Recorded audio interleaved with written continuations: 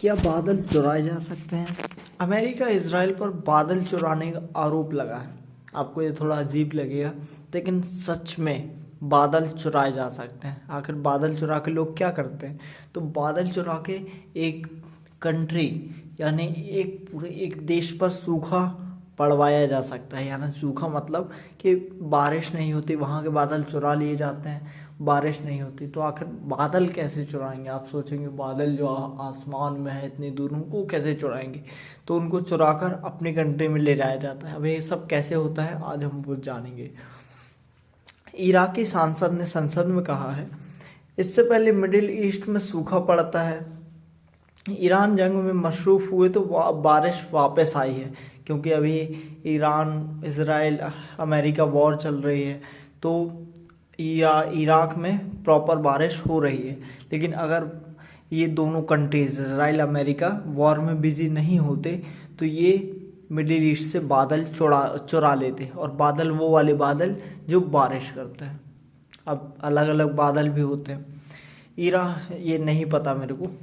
Iran युद्ध के बीच इराकी सांसद अब्दुल्ला अल खैखानी ने अमेरिका इजराइल पर मिडिल ईस्ट में बादल चुराने का आरोप लगाया है।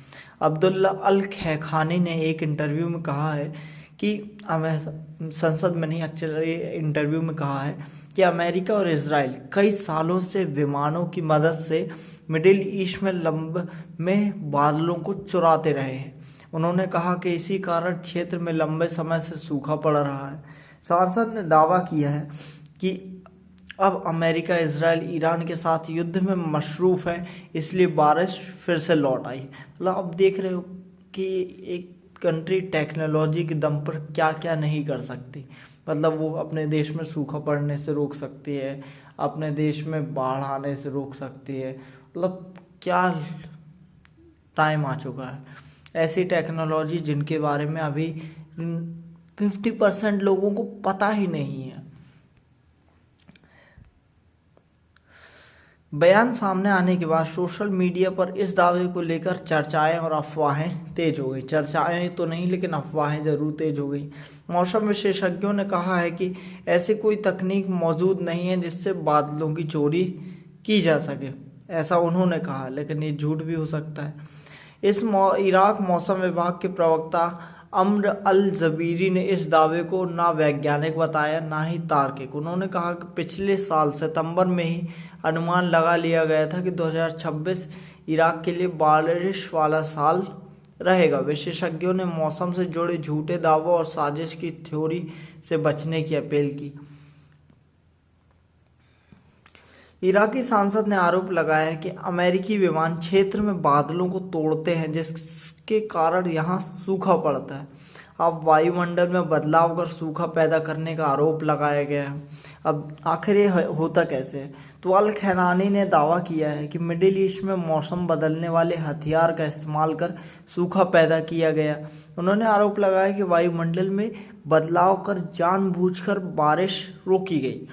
बीबीसी की रिपोर्ट के मुताबिक खैनानी ने कहा कि एटमॉस्फेरिक मॉडिफिकेशन वेपन का इस्तेमाल किया गया है। अगर ये वेपन होता क्या है, या उन्होंने दावा किया कि इस तकनीक से वायुमंडल में बदलाव कर मिडिल ईस्ट में सूखा पैदा किया जा सकता है। इसका जो नाम है एटमॉस्फेरिक मॉडिफिकेशन वेपन, तो नाम से तो समझ में आता है एटमॉस्फेयर को चेंज करने वाला वेपन। तुर्की में भारी बारिश को भी कुछ लोगों ने इसी कथित साजिश से जोड़ दिया है। एक सोशल मीडिया पोस्ट में कहा गया कि युद्ध के कारण अमेरिकी विमान तुर्की के एयर स्पेस में नहीं जा पा रहे हैं, इसलिए वहां लगातार बारिश हो रही है। यह पोस्ट 10 लाख से ज़्यादा बार देखा गया। मतलब 10 लाख लोगों मतलब 10 लाख लोगों ने 10 लाख से ज़्यादा बार, मतलब रिपीट रिपीट रिपीट। कुछ यूजर्स ने दावा किया है कि ईरान में दशकों से चला आ रहा सूखा अमेरिका के ठिकानों पर हमले के 5 दिन के भीतर ख़त्म हो गया। मतलब ये सब चीज़ें सिर्फ ऐसे ही नहीं हो जाती, इन सब का कुछ ना कुछ तर्क तो बनता है। मतलब कहने का मतलब ये है ना कि नहीं है, ये कहने का मतलब ये है कि जो कंट्री सबसे पावरफुल होती है ज़रूरी नहीं वो अच्छी हो।